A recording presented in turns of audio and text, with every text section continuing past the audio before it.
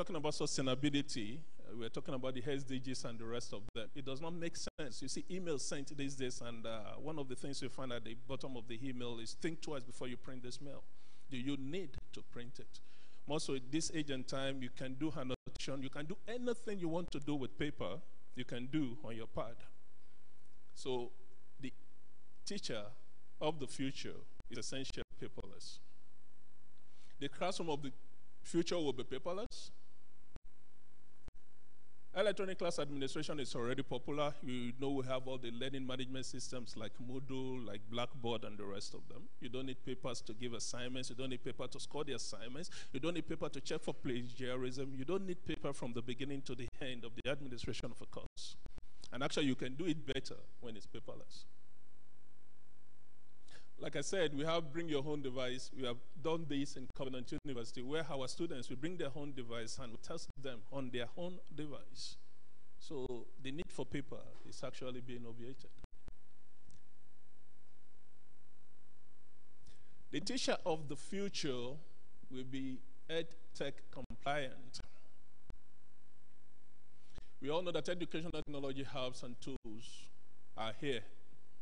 Just like I said, all these platforms are.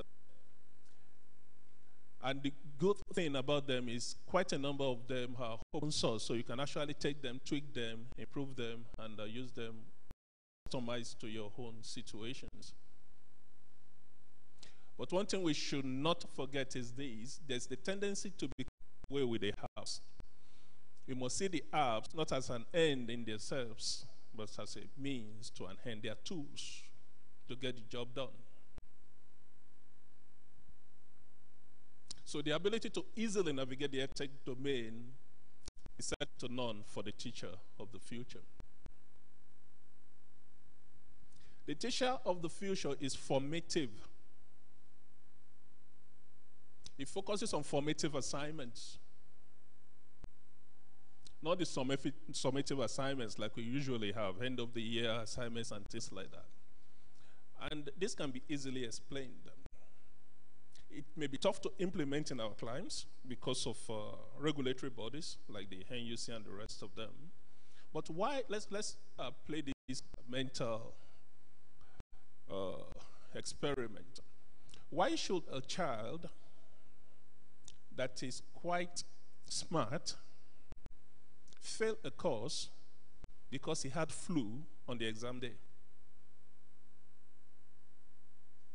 Which is what will happen in the current system we have if it's not feeling fine on exam day and the exam will carry 70%. Why not, on the contrary, have continuous assessment by which you can actually judge if the students have learned, carry the 70% instead of 30%? Which is one of the limitations for implementing the problem-based learning as we know it today. I like problem-based learning. I teach satellite communications, so I get to the class, a class of 70. The first thing they do in the first 5-10 minutes, they change the orientation of the class. It moves away from what we have right now, which does not allow for collaboration, to tables, circular tables. You give them an open-ended question. They have access to the internet right there in the class. And I found out that using problem-based learning, I even learned more about the course, maybe all of them put together. Because whatever I was going to give them is already on our Covenant Moodle platform in PowerPoint slides, which they download, but that just becomes the entry point into the discussions now, and not the only thing for them to cram. So you see them come to the class, you see robust discussions going on in this class, and at the end of the day, they learn more using avenues like the problem-based learning or the blended learning and the rest of them. And another thing you find out is that using techniques like problem-based learning actually prepares the students for the world we're preparing them for outside. The normal system says don't copy from each other, right? But when you get into the industry, what do?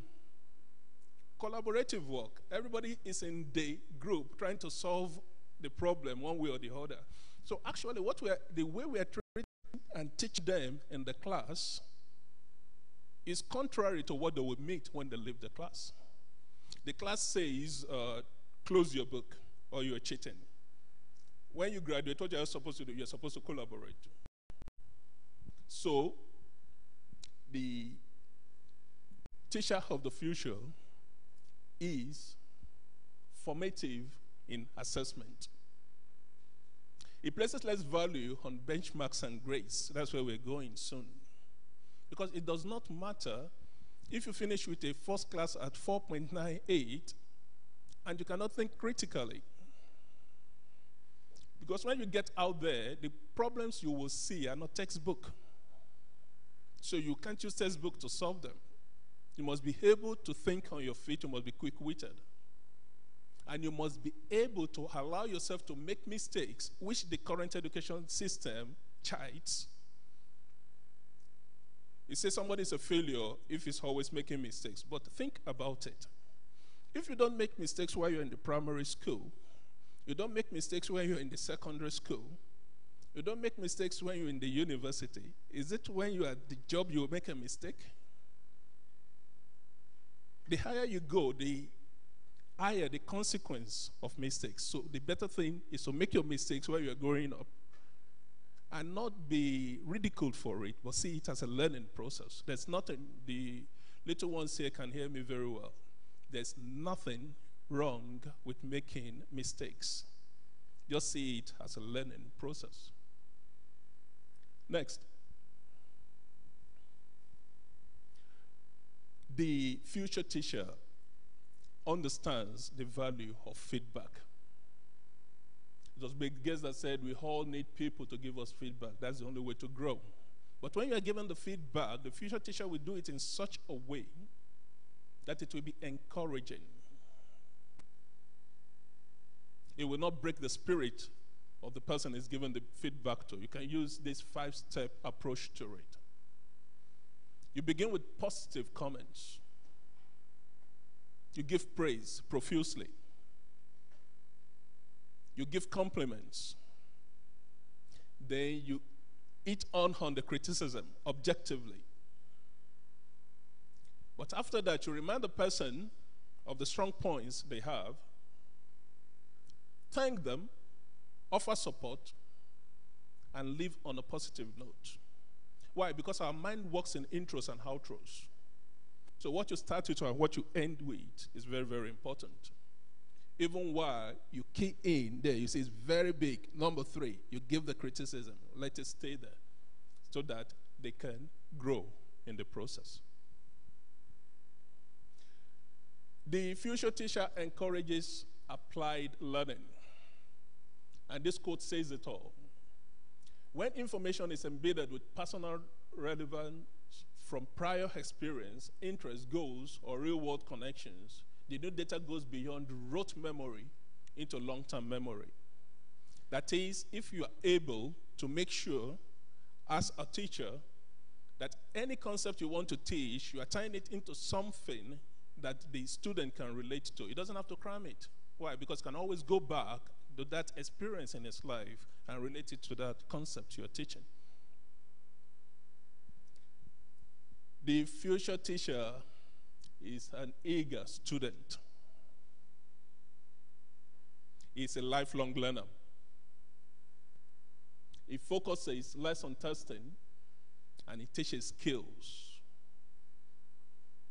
He will use data to recalibrate and teach well. Like you see there, Albert Einstein, that you stop learning, you start dying. So the future teacher essentially is a student. He learns from his students because God has done it in such a way that no man is a monopoly of knowledge. I always tell my students, if at the end of a class I have 70 of you and I don't know better about that course than at the time I met you, then I've wasted the year. You must be able to learn from your students. Why? One simple reason. Information is there, out there. The sources I will use for my information, apart from the one that was used for my training, will not be the sources you will use, will not be the sources you will use. So at the end of the day, somebody brings something new onto the table, and we are all richer at the end of the day. Next. Now, this is the conclusion of the matter. The future teacher actually has to tap into something from the ancient teachers. For there's nothing new under the sun. Socrates said this: I cannot teach anybody anything. I can only make them think. So the best teachers of the future will be those who can successfully impart skills for critical thinking towards lifelong learning. And why is this very, very important? Things are changing at such pace that you can't hold on to old knowledge. You must be able to get new knowledge. There will be those that are adept at teaching how and not what to learn. Because what to learn will change per time. But if you know how to learn, if you can sift through the deluge of information you have on the internet, and you have the ability to know that this is what is germane for me, this is what is germane for me, you can effectively navigate the process of learning. We at Covenant are mindful of our place in shaping the education of the future. It's a nebulous terrain. Nobody can say with 100% certainty what the future of education will be, but we can draw some conclusions. One is this. Like I said at Edustart 1.0, the educational institution of the future has no walls. It has no walls. The future teacher is a global citizen. He must be able to reach different people of different nationalities. An example could be you have a course on Udemy or Coursera. It will not matter if you're a professor in Covenant University, you're a professor in Harvard or Yale. You must reach the 20,000, 30,000, 40,000 people that we are accessing your course material, and you are the teacher for them. So it must be a global citizen. We are intentional in our efforts towards defining the future of education, but we are flexible. We know that nothing is cast in marble. We are very dynamic. So if there is a need for recalibration, we'll do it real time. For example, one of the things we do with our faculty is push them towards very serious research. And how do we do this? We encourage them to publish a lot. Apart from publishing a lot, we reward their research efforts through promotions if they meet some set criteria. If you check the Covenant University website today, you will see our promotions criteria there, which arguably I doubt any other institution in this country today can adopt it because of how stringent it is and how people are meeting it. So little wonder that we're seeing the good things God is doing in Covenant. We are flexible. It's a promotion criteria for 2 years, but if need be, we change it next year just to make sure that we catch up with this vision that is before us.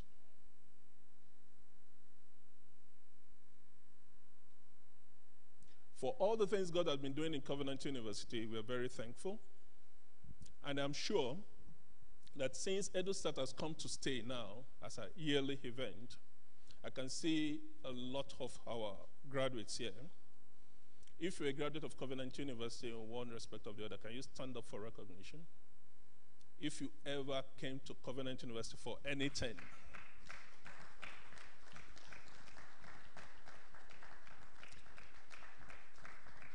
I was at MIT. I was going to brag during the event that we are about to have our HABET accreditation until the coordinator of the event we went for made it known to me that they don't do HABET accreditation. I said, why? That we don't need them to validate us. Our students, our products validate us. Ladies and gentlemen, I present to you the validation of Covenant University. That's Coral. That's a fintech that will be one. What's the vision again, Dixon? 5 billion in the next 5 years. Note it, it's going to happen. Not naira, dollars. Reginald is not as old as it looks. Causing waves out there too. I can see Ororopoto Cephas. Was it at 200 level or 300 level you gave that public lecture then? 200 level. He gave a public lecture on entrepreneurship. Little wonder is causing waves in entrepreneurship today. Stephen Oluwatobi. The brain behind Edustart. The brain behind CU Highs. And the brain behind Hebron Startup Lab of Covenant University. Agbola Mayowa, the deputy director of this building you are sitting in right now, talking about the whole DL. And a lot more. Whenever I go outside this country, I see them all. So what am I saying? There are some things we're doing well. Please, gentlemen, you may be seated. The ladies are represented too. There are things we're doing well at Covenant, and this is the validation that we're doing some things well. But I want to throw out here today a blank check for all the facilitators and all the friends of the university in their house. We are open to negotiations. We will want to partner with you for wonderful things happening. I see, permit me to call you Madam SDG. Please stand up for recognition. We had the United Nations Hunger right here at Covenant University, facilitated by her, and Covenant came out to be the best of all the institutions that hosted it worldwide. If you want to know anything about the SDGs, that's the flagship in Nigeria. We are open to all these collaborations, and I'm sure we have a very wonderful time in this summit. Please feel free to share freely. No holds barred. No topic is taboo so long as it's tied to the content and the topic of what we're discussing today. Why? Because we'll be fooling ourselves if we dare to assume that we have all the answers. Things are changing so fast. Who would have thought that a single individual will hold NASA like this? He had an idea. NASA said, forget about it, it won't happen. He went out, just one person, Elon Musk. Now, NASA are giving him contracts to launch for them. An institution is going to a man. That is where we are today. That is why we have to free our minds totally. Let nobody tell you, the young people here, let nobody tell you it is not doable. When they say it's not doable, let that be the motivation for you to want to do it. Because paradigms are shifting. We don't do things the way they were done before. That's why things can be done exponentially these days, because the approach to things must change. So sometimes your experience can actually now become your greatest disqualifier in the future that we're going into. Why? Because you have an experience, you have to unlearn some things you have been taught before you can now use the new paradigm, because it has nothing to do with the way it was being done before. Quite sumptuous. And while the Chancellor was speaking, I remember an ICT summit that held early this year in Kigali. I watched online the Minister for ICT, Paula Igibari, made a very strong statement. We should stop working towards curriculum reform when those that will own the curriculum have not been reformed. This environment becomes so apt to actually address the question of the future teacher. Thank you very much, sir, for the wonderful presentation. Please shall we appreciate the Vice Chancellor. Because of other pressing assignments, we'll be excusing the Vice Chancellor, but before he exits, I want members of the panelists, the keynote speaker, and the organizers of the event for a group photograph with the Vice Chancellor before he exits.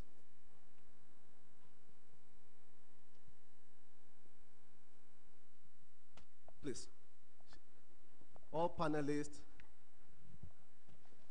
please, before that, shall we appreciate the presence of Dr. S.B. Ramon Yusuf, Directorate of Research, Innovation, and Information Technology, National Universities Commission. You're most welcome, sir. Please, sir.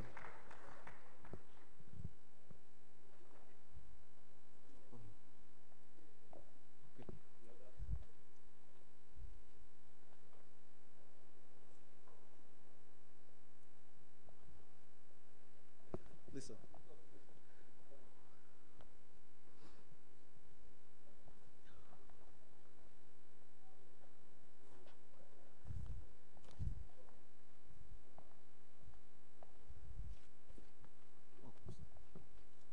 Mrs. Michael, you're welcome, and good to see you. My president, welcome, sir.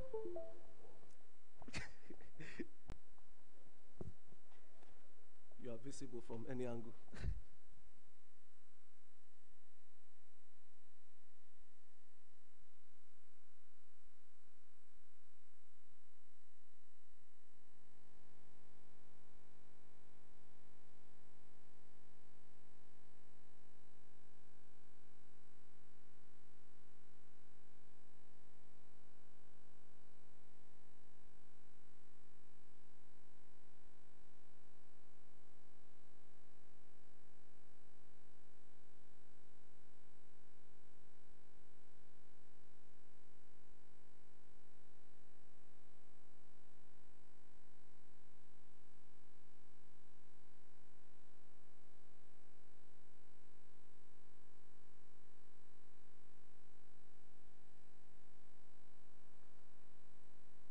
Please, once more, shall we appreciate the Vice Chancellor as he takes his leave?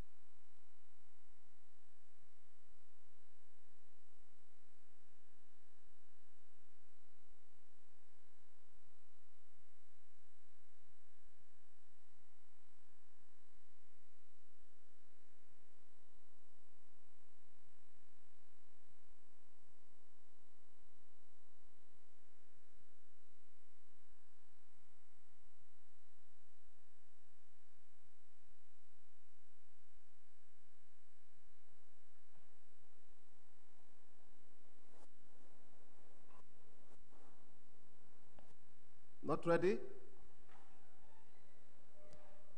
Okay.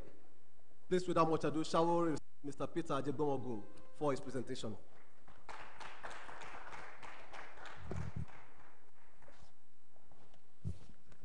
Thank you. Hello, everyone. I'm very excited to be here. My name is Peter, and first of all, I must say thank you to Covenant University for giving me this opportunity to be the keynote speaker for Edustart Summit 2.0. So while I wait for my slide, I'll just give a little bit of background about myself. And I must say I really enjoyed the opening statement by the Vice Chancellor. I think it got me thinking about my time at the university. FYI, I went to University of Ibadan, which is the second after Covenant. And I studied computer science, and it got me thinking, looking at the profession I'm into right now, it's kind of unrelated to what I studied. In fact, when I was in school, which was between 2008 to 2012, there was nothing like digital marketing, which is what I'm actually involved with. And I was like into programming, things around the core tech stuff and all that. And if anyone told me this is where I would be right now, I would have said that was a joke, because the way I saw myself which was the initial reason I entered computer science in the first place, was to build video games. I wanted to be able to develop video games. Now I'm not building any video games, FYI. So it's really just helps us to think about what the future of learning is, the future of work, and the future teacher. It helps us to look at the theme of this Edustart Summit allows us to reflect that what are the things that the future teacher needs to consider in terms of what the digital economy demands from students. Okay. So while I'm still waiting for my slide, I will give us a little bit of background. So I'm representing Grow with Google. I work for an organization called Aptics. I'm actually the co-founder of Aptics. And Aptics is a training academy in Lagos. And we're in partnership with Google Digital Skills. Digital Skills, Google Digital Skills is an initiative by Google that started 2 years ago. And the goal was to train 10 million Africans in digital skills in the next 5 years. That's a very audacious goal. And of course, for them to be able to achieve this, they partnered with training academies and industry professionals like myself across Africa to be able to deliver digital skills training to SMBs and to job seekers. And of course, the reason for this is they've looked at the market. They understand that the future of work is changing. They understand that to be able to get the students or the graduates that are coming out of the university prepared for this digital economy, they need to be armed with digital skills. And that, of course, informed their decision to create this program. And then, of course, if you look at the statistics, we have about 500 million jobs that will be available in the next by 2022. We have 500 million graduates that we're expecting to have across Africa in 2022 as well. The question is, where are the jobs?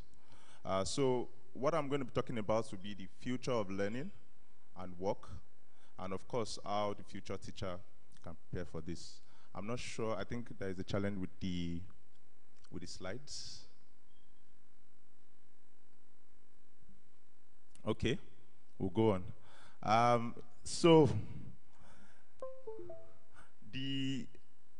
just to and of okay, part of what Grow with Google is going to be doing in this program today, we actually have 2 different training sessions that will be going on. 2 different. I'm sure you can talk to Dr. Steven or Efosa. They can show us where we have the sessions going on. Oh, fantastic! We have 2 sessions, one for teachers, and we have another one for students. So maybe during the break or after this keynote or after this event, you can actually step into any of those classes to see what Google is doing around education and using digital skills to prepare us for the job market. So that's just a little bit of my profile. I'm an entrepreneur. I'm co-founder Webcoopers and Aptics. Webcoopers is actually a digital marketing agency in Lagos, and Aptics is a training academy. Over 5 years experience in digital marketing. This is something I started immediately out of school. And I keep bringing this up just so you guys know that I was once like you, like 6, 7 years ago. And it's because, of course, I would say half of it was what I learned in school, and the other half was me getting involved with community work, getting involved with other projects that were outside school, me taking the initiative to develop my skills myself using the internet. And this is just a summary of what we do at Aptics. We develop people and next technology to accelerate the growth of Africa. Next. So the future of learning, what's the future of learning? And to help us understand, to get prepared for the future of learning, I'm going to walk us through a model. This is a model that we also adapt both with Grow with Google and even also at our academy. And it's just a model that actually works with the mindset that we need to rethink the way, teachers need to rethink the way they actually deliver content, the way they teach students. Next slide. And of course, okay, next slide. Okay, before I get there, Just to walk us through some data, um, about 7 billion people in the world, 50% of that are connected to the internet. We have about 2.9 billion people on social media. 3.1 billion are active out of those of the mobile social users. Next slide. In Nigeria, bringing it to Nigeria, we have 193 million people. Of that, we have about 94 million people that are connected to the internet. What all this data is just telling us is the future is mobile. Everybody's pretty much living their life on the internet. I'm sure the first thing you did when you woke up, and some might not admit, before you even prayed, you probably checked your Twitter account. Yeah, I did that. And it just shows that a lot of the activity, not just from the professional angle, not even as a student, in terms of living your everyday life, the internet actually comes into play into making your life easier. Next. So the future of learning, from the data we've seen that we actually have access to the world education at our fingertips with your mobile phone, really. I mean, you can access any form of content on a global scale, cutting across any kind of topic, either engineering, computer science, agriculture, law. You can actually access education from people that are thought leaders across the world without living where you are. So that's what I'm saying. The future of learning is mobile. And also, as teachers, we also need to start understanding this when we are coming up with our curriculum, our content. And I'm sure we are familiar with some of these organizations. Of course, we have Digital Skills, which also has an online learning platform. And some of these other organizations are actually what we call MOOCs, Massive Open Online Courses. Udemy, Coursera. To be honest, I can tell you that Udacity, Udemy, Coursera, these are places where I learned digital marketing. I mean, does Covenant offer digital marketing? I'm sure they don't. And I'm sure University of Ibadan doesn't either. So this is actually where we learned a lot of the things we are applying right now. And I can assure you also it's the same way on a global scale.